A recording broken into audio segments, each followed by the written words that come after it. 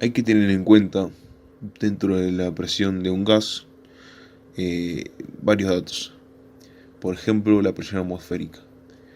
Esta va a ser de 750 milímetros de mercurio, la cual se va a utilizar como valor de referencia. Si se achica el recipiente, en un ejemplo dado, supongamos que tenemos un recipiente, ¿no? Las moléculas dentro de este recipiente se van a concentrar más y la presión va a aumentar, haciendo que esta presión dentro del recipiente sea mayor a la atmosférica, sea mayor a 750 milímetros de mercurio. A esta presión se le va a denominar presión positiva.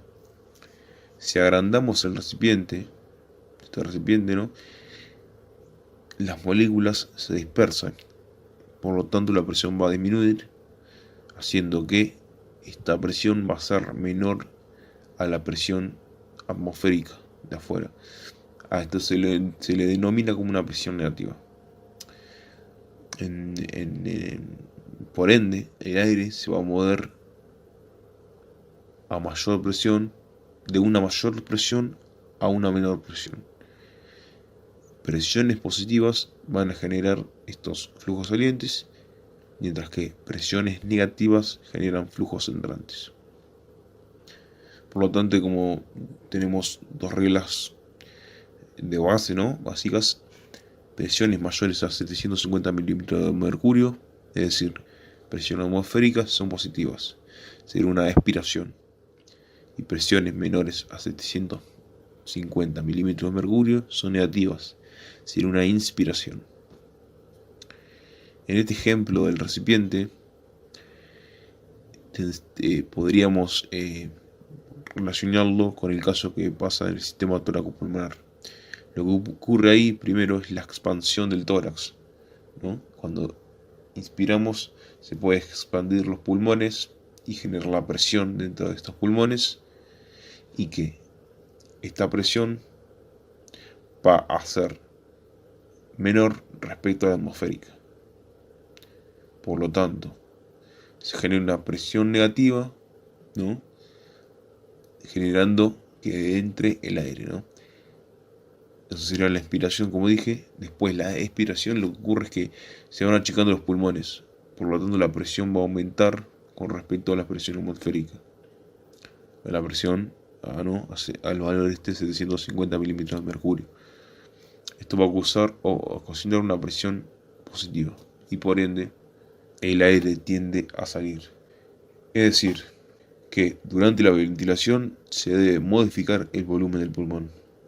La ventilación, como concepto, la ventilación pulmonar es un proceso funcional por el cual el aire, que está compuesto principalmente de oxígeno y dióxido de carbono, se transporta desde el entorno del individuo a través de las vías respiratorias hasta los alvéolos pulmonares y a la inversa.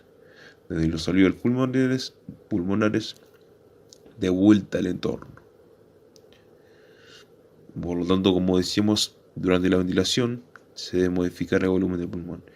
Para esto se debe modificar el volumen del tórax, debido a que el pulmón es un órgano elástico, por lo tanto no va a tener músculos y no va a poder modificar voluntariamente su volumen. El pulmón va a estar revestido por una hoja visceral de la pleura que se continúa con la hoja parietal de la pleura, y entre ambas queda un espacio denominado cavidad pleural. Esta cavidad es virtual, tiene un líquido escaso, ¿no?, que va a servir para producir una especie de solidaridad entre el tórax y el pulmón.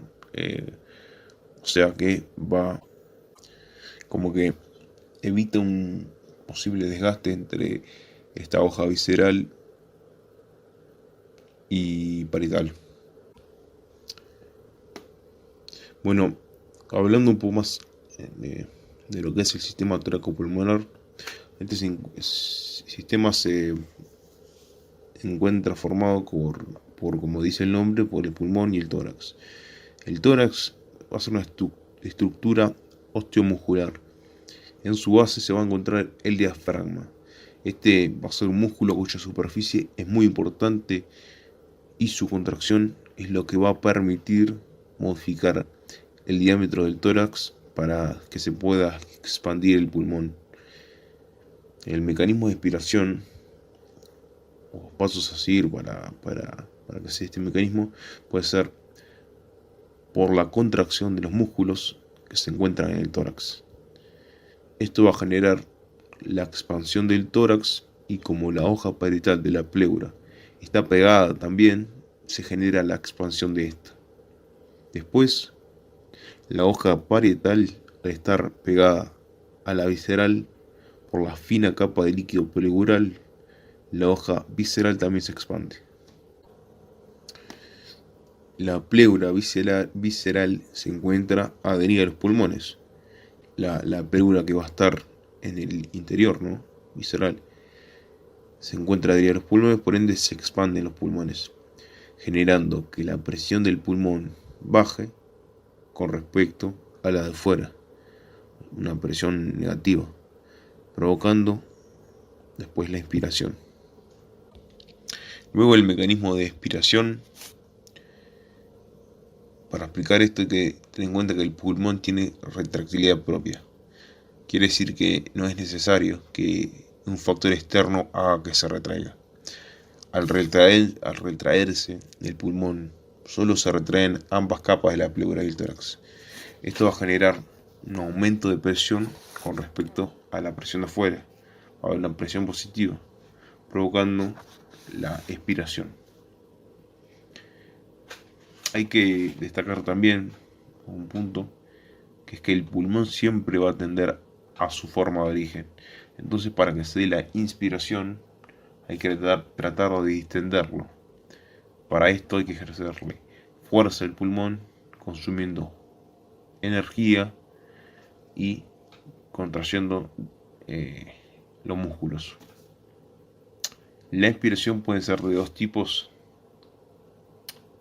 Tanto la inspiración como la expiración pueden ser de dos tipos: tranquila o forzada. La inspiración tranquila es cuando estamos respirando normalmente.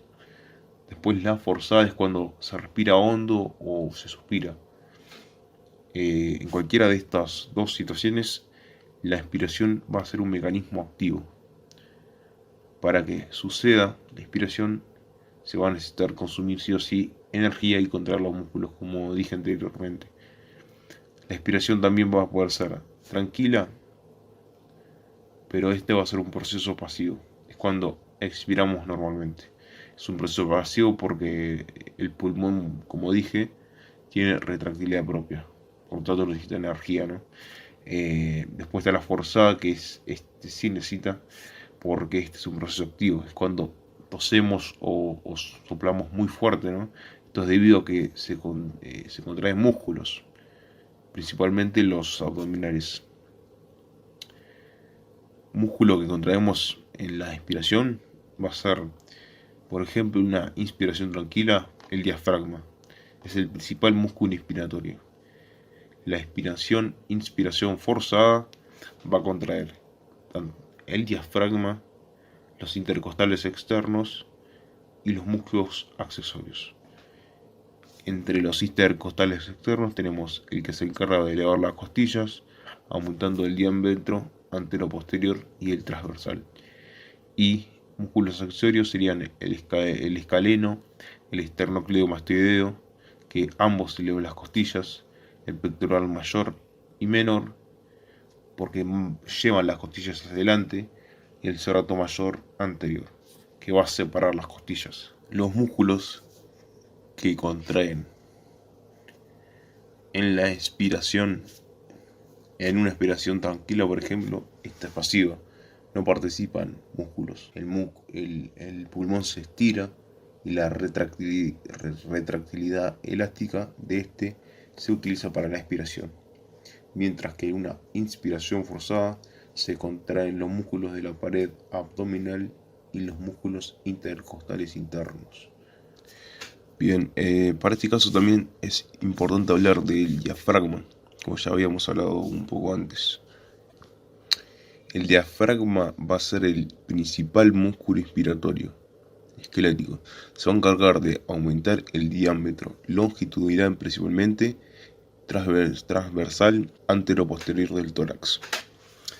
Este músculo, el diafragma, tiene una inervación motora somática, mediada por los nervios frénicos y autónomos que se median por la liberación de acetilcolina, generando una contracción. La inervación motora es voluntaria y la autónoma es involuntaria. Es importante tener en cuenta que este músculo va a seguir activo durante el sueño, incluso durante el sueño REM.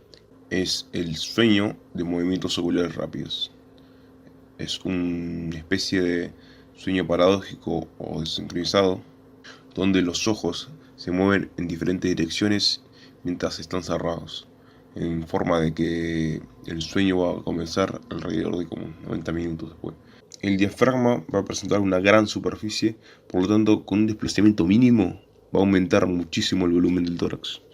Cuando el diafragma desciende, al aumentar el volumen se va a generar una presión negativa dentro del tórax. De esta presión negativa va a provocar la inspiración. Los movimientos paradójicos, que sería como lo contrario a lo que se espera, se dan cuando uno de los nervios frénicos se va a dañar. Esto ocasiona que el vientre correspondiente al nervio dañado no se contraiga, haciendo que se eleve durante la inspiración. En una situación normal esperaríamos que durante una expiración el diafragma entero descienda. Hablando ahora de la presión alveolar, esta presión va a cambiar para producir el flujo de aire. Durante la inspiración, la presión alveolar se va haciendo más negativa, hasta una presión de -2. En esta presión el aire comienza a entrar, haciendo que la presión aumente, hasta que se vuelve a igualar con la de afuera y queda en equilibrio, ambas en cero. En el inicio de la inspiración, las presiones son más negativas que al final, pero siempre son negativas. Bueno, durante la expiración, al expirar, la presión dentro de los alvéolos se hace más positiva, hasta llegar a un valor de +2, en donde el aire va a comenzar a salir. Esto ocasiona que la presión empiece a disminuir hasta llegar al equilibrio con la presión de afuera, ambas cero. En el inicio de esta expiración, la presión es más positiva que al final, pero siempre es positiva. Otro concepto importante a tener en este video va a ser la espirometría simple. Se va a encargar de medir los volúmenes de aire que se pueden movilizar, es decir, que los volúmenes de aire que nosotros podemos sacar y meter en el pulmón. Hay dos tipos de espirómetros: el espirómetro de volumen y de flujo. Para empezar con el espirómetro de volumen, la espirometría de volumen, supongamos que en un ejemplo hay una persona que está soplando por un tubo, la cual esta tiene un contacto con una campana. Esta campana está sumergida en un líquido y con una cuerda arriba que sería como un registro. Por lo tanto, si la persona está aspirando, está sacando el aire por el tubo, la campana va a subir y la cuerda se va a deslizar hacia abajo.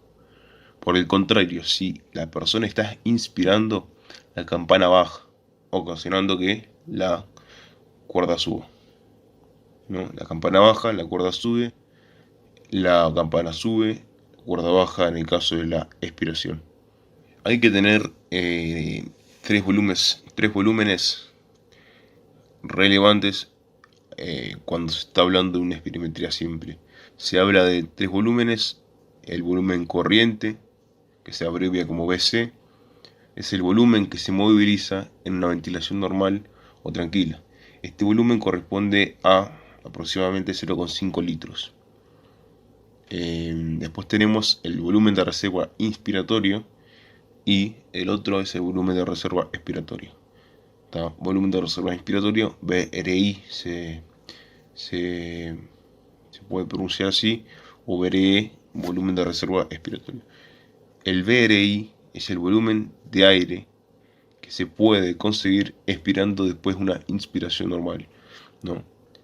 Este volumen corresponde a 3 litros, es cuando se expira forzadamente. El volumen de reserva expiratorio es el volumen de aire que se puede conseguir si se expira después de una expiración normal. O sea, es el volumen de aire que se podría seguir expirando después de una expiración normal. Este volumen va a corresponder a 1,7 litros aproximadamente. Es cuando hacemos una expiración forzada.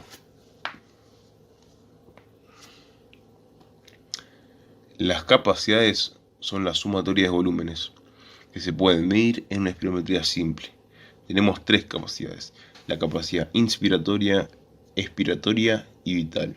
La capacidad inspiratoria es la totalidad de aire que se puede inspirar forzada. Sería una suma de BC o volumen corriente más VRI, volumen de reserva inspiratorio.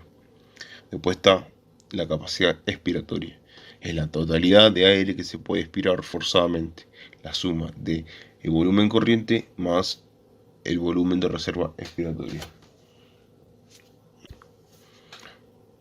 Por último se tiene la capacidad vital, que es el volumen total de aire que se puede movilizar forzadamente. Y es la suma de los tres volúmenes que se pueden tener en la espirometría simple. Tanto el volumen corriente como el volumen de reserva inspiratorio y el volumen de reserva expiratorio. Tenemos otros conceptos a tener en cuenta, serían las determinaciones de volúmenes pulmonares. Estas no dependen de la espirometría simple. Tenemos tres: el volumen residual, la capacidad residual funcional y la capacidad pulmonar total. El volumen residual o VR es el aire que queda en los pulmones luego de una expiración forzada o máxima. Este aire se queda en los pulmones porque la vía aérea se cierra.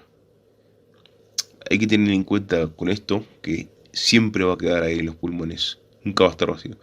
No se puede averiguar con espirometría sino por la técnica de difusión por helio. Después tenemos la capacidad residual funcional o CRF, que es el volumen que queda en el pulmón después de una expiración normal, y se calcula como la sumatoria del volumen residual expiratorio y volumen residual. Después tenemos por último la capacidad pulmonar total o CPT, que es el volumen máximo al que se puede llegar al pulmón. Es decir, que en el volumen de aire que queda en los pulmones es el volumen de aire que queda en los pulmones luego de hacer una inspiración forzada. Es la sumatoria de todos los volúmenes y se puede calcular de varias formas: VR más VRI más VRE más BC, o CB más VR, o CI más VR más VRE, VR más VRI más CE, o CRF más VRI más BC. Muchas combinaciones. Acá finaliza la primera parte de esta serie de videos. Como siempre, te voy a estar dejando las referencias bibliográficas, que es de donde saqué toda la información. Saludos.